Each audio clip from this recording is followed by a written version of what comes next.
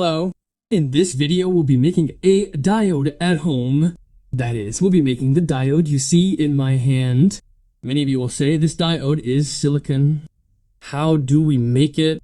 Well, chemically, we can make it in a simple way. The diode you see in my hand is equal to this point. So what do we have here? We have aluminum foil, 2 spoons, a glass of water, and baking soda. We've also given a little free air to zoom root spice. Using these, we'll make a simple diode. As you know, diodes transmit energy from one end to the other while cutting off power transmission in the reverse direction. And thanks to this, we can convert alternating current to direct current. I will use a multimeter to test the diode we made. I also have a DC motor. I will use this motor as well. It's an alternating current source. I will use a transformer. Without further ado, let's start the project together. I'll start by putting baking soda in the glass. I'm showing it this way specifically so that our foreign viewers can see what I'm putting in. Wait, take about a spoon full of baking soda and put it in a glass. Then we let it dissolve nicely. So as you can see, I'm preparing baking soda water. Now I'm going to mix it well.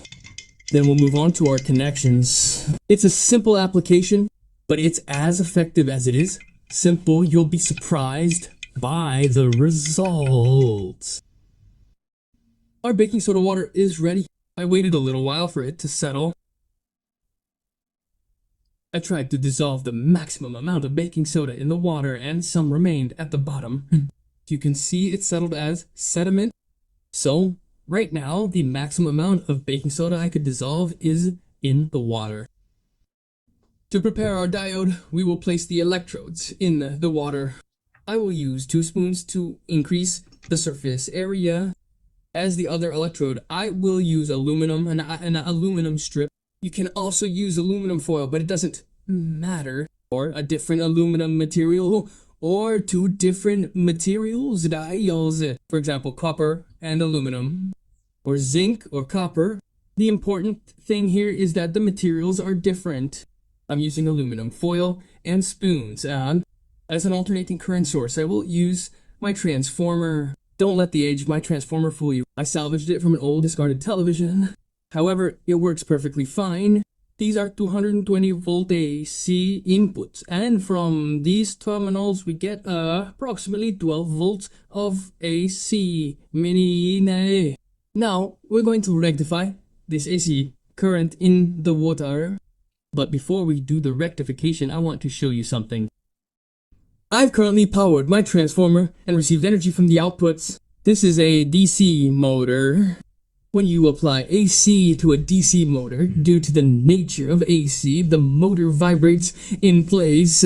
Well, look, it's just vibrating right now. There's no rotation. This is because AC constantly changes direction. But because the energy is constantly changing direction, our motor cannot move in any direction and vibrates in place about 50 times a second. As you can see, you can tell it's moving in the same spot from the notch here. So, to operate this motor, we need a diode. Now, when I make contact with the motor through the diode, you can see how smoothly the motor works.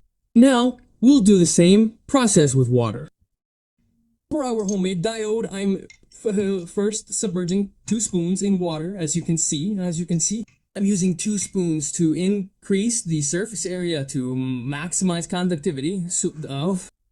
I'm taking one of the wires coming from my alternating current source, the transformer, and adjusting the camera angle a bit. As you can see, I'm connecting it to the spoons. We've established the connection to the spoons. Right now, one of the alternating current inputs is on the spoons. For the output, I'll be using aluminum foil. Now let's place the foil inside the glass. I folded the foil a few times so that it reaches the maximum surface area, the maximum contact surface in the water. And we place it in the water like this. The important point here is that the electrodes don't touch each other. Look, the paper and the spoons, or rather the aluminum foil and the spoons don't touch each other at all. This is important because if they touch, we can't rectify the current. The current will pass straight across.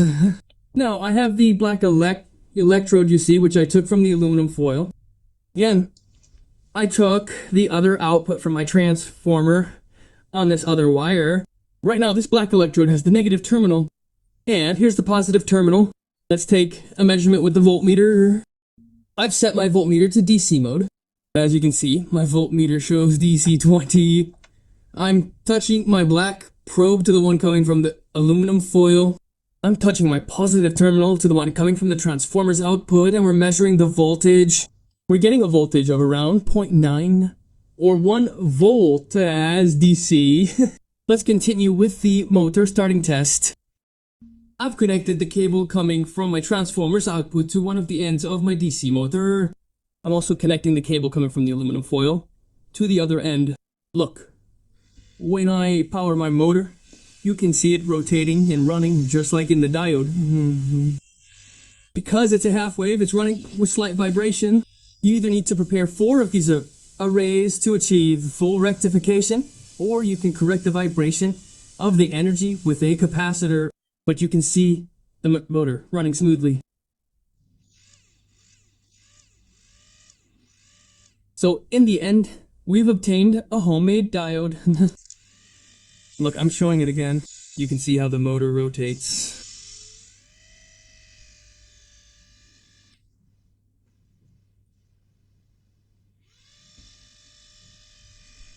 Now, you've learned how to easily make a diode at home. And for those who didn't know, now you know what a diode is used for. As you can see, my motor is working perfectly. You might also notice some bubbles coming out at the back due to the current I'm drawing. This is perfectly normal. Until our next video and project, goodbye everyone. Don't forget to like and share my videos. The comments section is always open. To support me, don't forget to subscribe to my channel and like my videos.